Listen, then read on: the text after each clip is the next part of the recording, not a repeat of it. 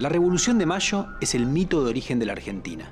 El 25 de mayo de 1810, las autoridades coloniales del Virreinato del Río de la Plata fueron removidas en su capital, Buenos Aires, por un grupo que creó el primer gobierno desvinculado de España. Ese día no terminó la revolución, ese día empezó.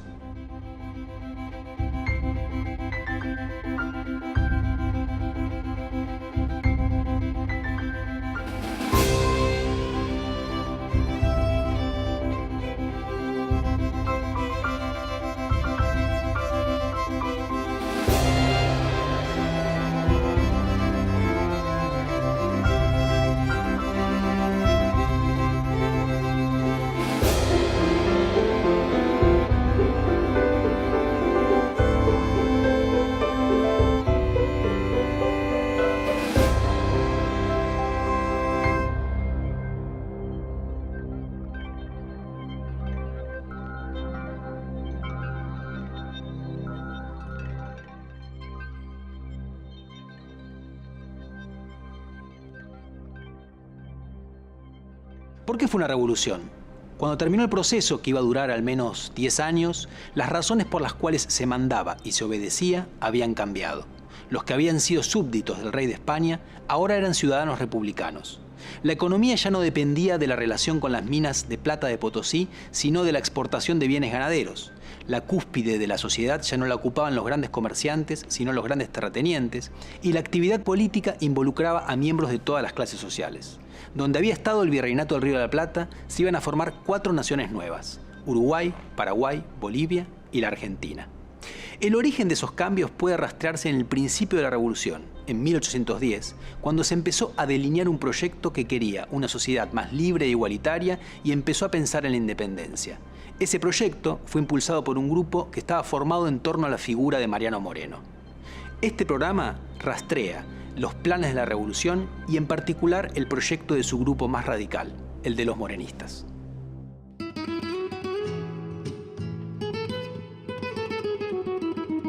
El desencadenante de la revolución se dio en España, que era el centro del imperio, del cual lo que ahora es Argentina era parte. En 1808, una invasión del emperador francés Napoleón Bonaparte obligó al rey español Fernando VII a dejar el trono y lo mantuvo prisionero. En su lugar, Napoleón colocó a su propio hermano, José Bonaparte. Pero los súbditos españoles consideraron que esa designación era ilegítima. De acuerdo al pensamiento político de la época, argumentaron que Dios le daba la soberanía a los pueblos y luego estos se la daban al rey. Si dejaba de haber rey, la soberanía volvía a los pueblos, es decir, a las ciudades que integraban la monarquía.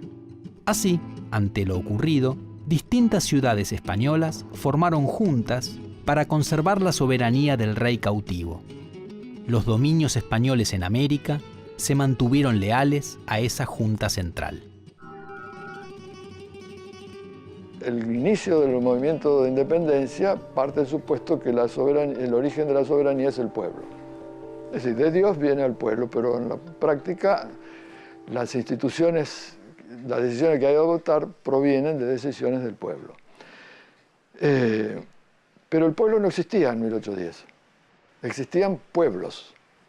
Existía el pueblo catamarqueño, el pueblo riojano, el pueblo porteño, el pueblo santafesino. Entonces la soberanía retrovertió, perdón, la palabra es difícil, volvió a los pueblos soberanos, cuyo órgano soberano era el cabildo. Por eso la primera junta de gobierno es la reunión de pueblos soberanos que mandan sus diputados, que no eran diputados como actualmente, diputados de la nación, sino que eran apoderados, procuradores de las instituciones que representaban. En 1810, 1820, formar una nación era recurrir a lo que alguien ha llamado, poner en práctica lo que alguien ha llamado, un politólogo importante ha llamado, el gran principio que explica las 3 grandes revoluciones del mundo moderno, la inglesa, la francesa y la norteamericana, el principio del consentimiento. Nadie me puede obligar a mí a entrar a una asociación política sin mi consentimiento.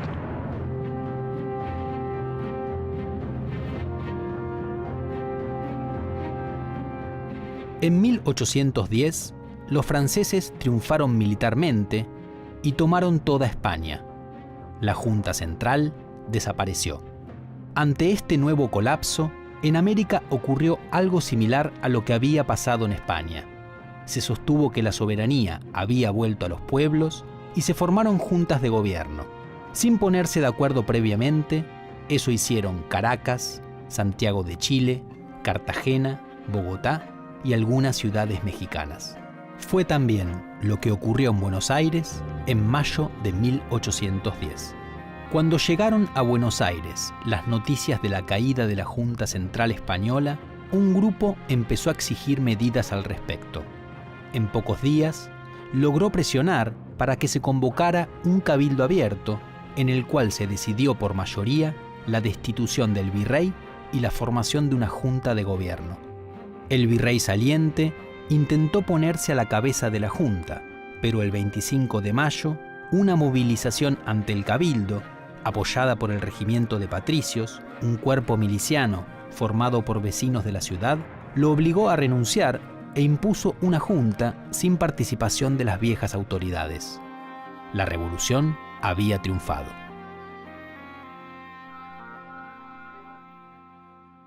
Bueno, hay toda una discusión que actualmente plantea la historiografía en relación a cómo interpretar el proceso revolucionario.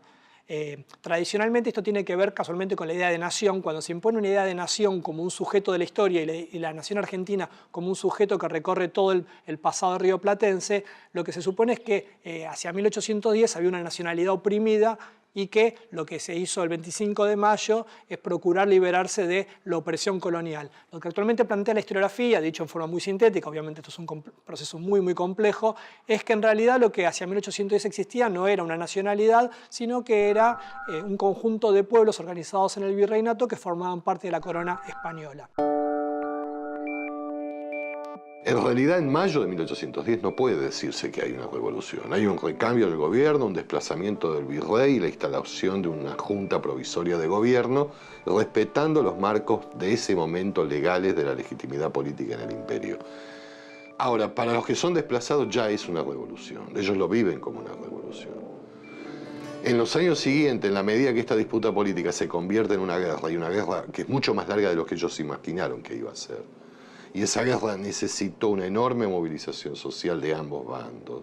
Entonces fue adquiriendo el carácter de una revolución. Yo diría que mirado a largo plazo, lo de mayo de 1810 no fue una revolución, fue un acontecimiento relativamente tranquilo, una disputa política por medios pacíficos, incluso sin ninguna participación popular significativa en mayo de 1810. Pero el proceso que había fue un proceso de transformación revolucionaria.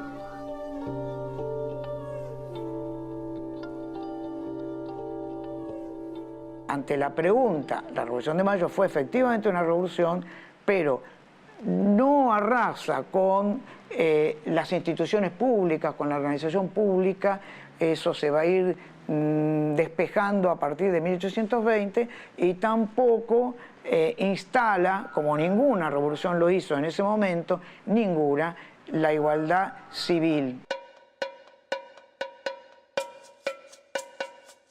Tras el triunfo de la revolución, varios de los problemas que existían en el virreinato del Río de la Plata se hicieron explícitos y se politizaron. En primer lugar, en muchas ciudades los criollos tenían resentimiento hacia los nacidos en España, que en la última parte del siglo XVIII empezaron a ocupar casi todos los cargos administrativos. Había también conflictos sociales. A la alta explotación de los indígenas y los esclavos africanos se sumaba el hecho de que todos los que no eran de piel blanca estaban legalmente obligados a tener una posición social inferior. Otras tensiones eran de índole económica. Inglaterra, que vivía un gran crecimiento, presionaba para conseguir comercio libre, que estaba prohibido, con las colonias españolas. Esto era también deseado por algunos americanos. En Buenos Aires, por ejemplo, los hacendados lo querían. Algunos americanos sugerían que América podía independizarse, como habían hecho las colonias inglesas de América del Norte, pero eran muy pocos. Los revolucionarios rioplatenses iniciaron su acción como respuesta a lo ocurrido en España, removieron a las autoridades coloniales y nombraron unas propias. Los primeros enemigos de la revolución fueron entonces esas viejas autoridades, a quienes llamaban los mandones, y todos los que en el virreinato no aceptaron a la nueva junta. Al poco tiempo, el enemigo se fue redefiniendo. Como la mayoría de los nacidos en España estuvo en contra de la revolución y los criollos estaban mayoritariamente a favor, el conflicto pasó de ser un levantamiento contra las autoridades coloniales a convertirse en una lucha entre americanos y españoles.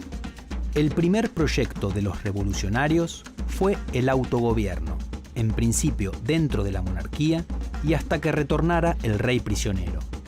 Esa posición inicial iría dando paso rápidamente a un proyecto más ambicioso, de cambio político y social, que estuvo inicialmente ligado a la figura descollante de la Junta, el secretario Mariano Moreno. Quiero más una libertad peligrosa que una servidumbre tranquila.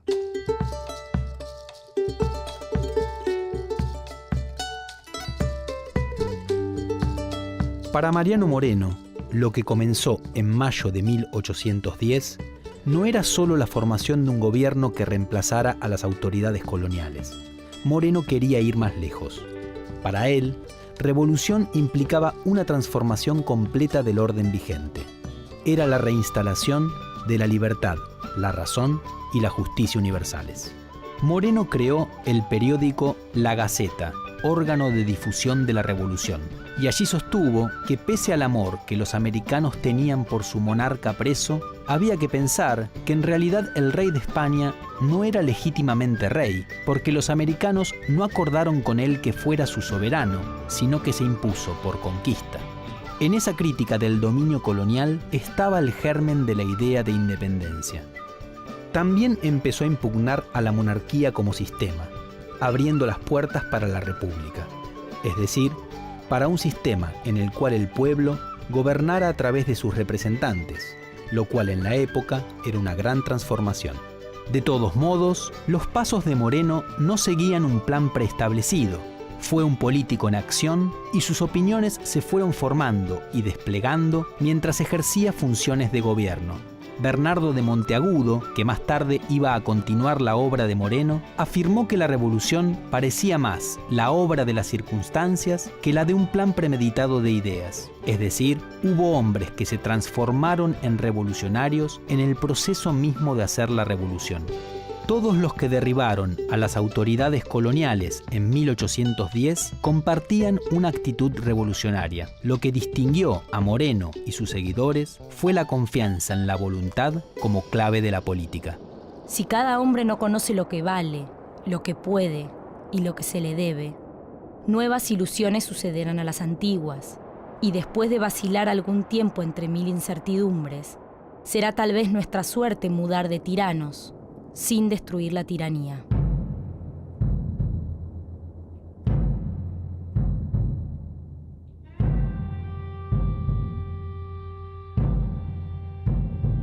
Los morenistas pretendieron constituir una nación en lugar de una colonia.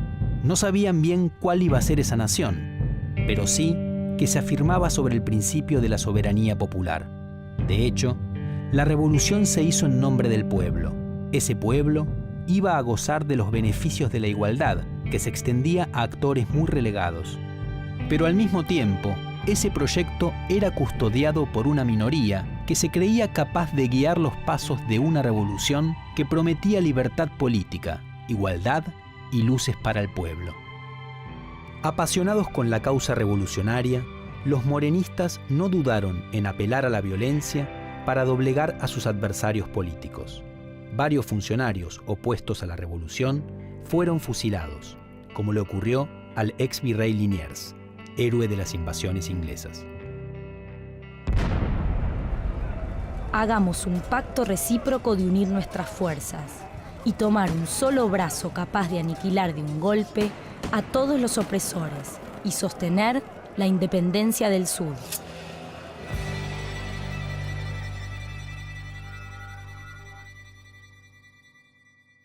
Moreno y Saavedra se van a enfrentar por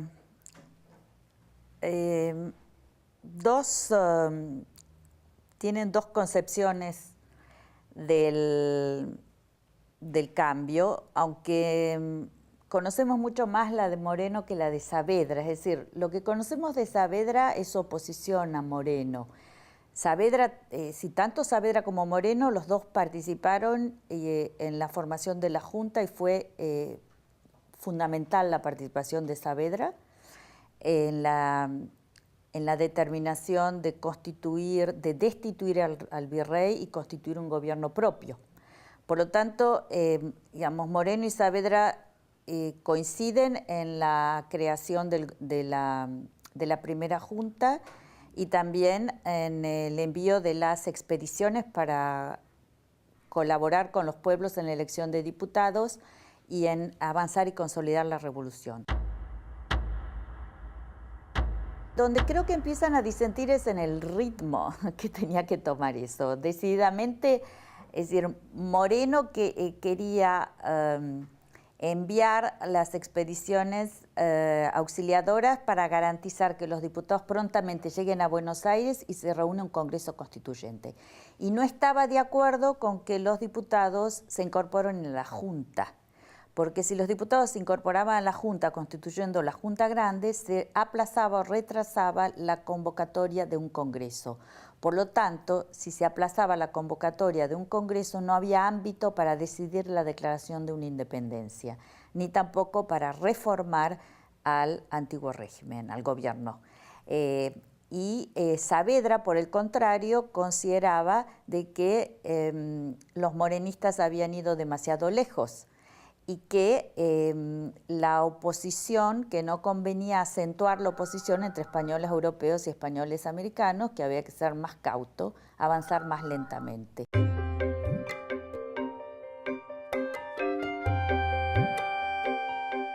Hacia fines de 1810, era claro que había dos visiones diferentes de la revolución.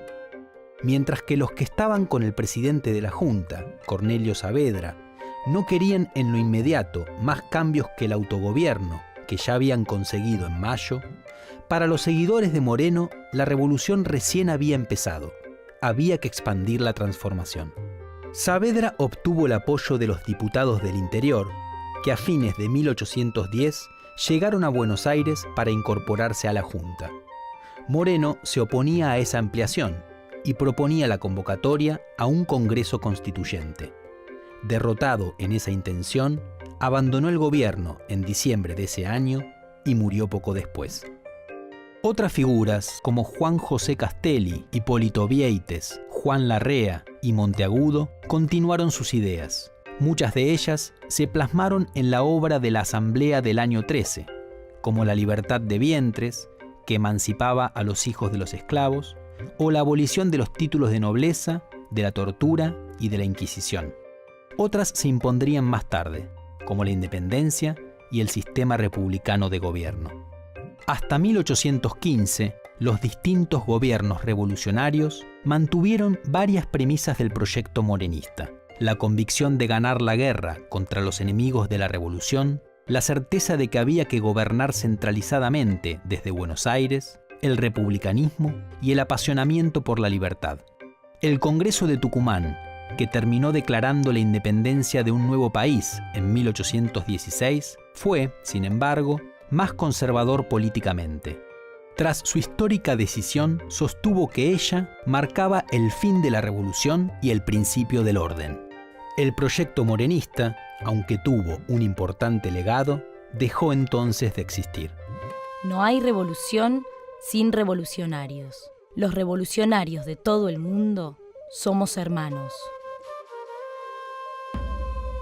Moreno y sus seguidores quisieron que la Revolución de Mayo fuera una transformación profunda, algo que no estaba claro en el momento de la instalación de la primera Junta. Desafiaron el orden vigente proponiendo la instalación de la libertad y la igualdad, impugnaron la dominación española y criticaron a la monarquía, abriendo las puertas para la instalación de una república. Querían beneficios para el pueblo, pero pensaban que el gobierno tenía que estar concentrado en una minoría, ellos mismos. Las ideas de Moreno fueron reivindicadas varias veces a lo largo de la historia argentina, en particular por sectores liberales y sectores de izquierda. En cambio, los nacionalistas del siglo XX lo criticaron fuertemente por decir que no entendía la realidad de su época, como sí habría hecho, para ellos, el presidente de la Junta, Cornelio Saavedra. Una idea morenista que siguió siendo muy fuerte es la de vanguardia, por la cual una revolución necesitaría de un grupo de hombres decididos y confiados en que ellos portan las claves de la historia que viene. Esta idea sería muy fuerte, por ejemplo, entre los revolucionarios argentinos de la década del 70. Si hoy pensamos en el legado morenista, lo primero que nos viene a la mente es la idea de independencia y de república.